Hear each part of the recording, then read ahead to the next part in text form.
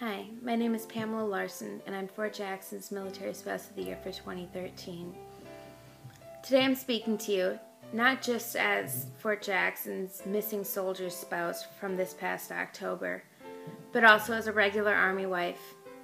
It's true that I'm not an overactive participant in my military community. My husband's unit doesn't even have an FRG for me to be active in. Today, I speak to you on behalf of every spouse living through the unknown world that is supporting a soldier with post-traumatic stress disorder, and in my husband's case, a traumatic brain injury. To first give a little history on myself, I too am a Purple Heart veteran with 5 years of service under my belt. My husband and I are coming up on our 6th year wedding anniversary. We've had two deployments married, 1 deployment as a couple, so 3 deployments in total, and we have 2 amazing little boys. Our world used to revolve around our family, but now it revolves around medical treatments and therapy.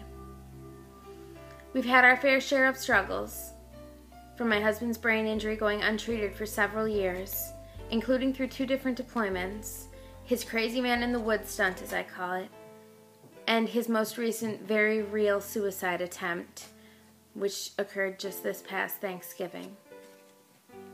The topic of PTSD, as I've come to find it, is something that most spouses don't talk about, and many even discredit. In my run for Army spouse, I want to set the record straight. PTSD has been around for generations. We can see it in some of our older generations, and it was called shell shock. As I've been talking more and more with military spouses who are paid caregivers for their disabled veteran, and they deal with PTSD and TBI on a daily basis, I've been noticing a pattern in the lack of medical care that's readily available and the resources that are readily available to our spouse community. The idea that so many do not talk about the possibility of a soldier coming home from deployment with these life-changing problems is disheartening to me, because I was the spouse who eagerly awaited my soldier coming home.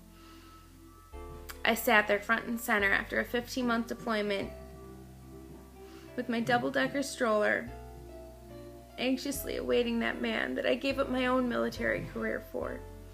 And here we are nearly 4 years later, and an additional deployment, and I'm waiting for that soldier to actually come home. Don't get me wrong, he still makes an appearance every now and then, but he's never here to stay. Sometimes he doesn't even stay an hour. This lifestyle that I'm living, no vows, no AR, no FM, and no AM could ever prepare you for it.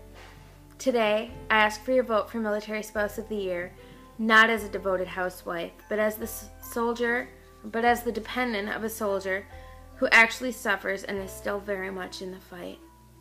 Thank you.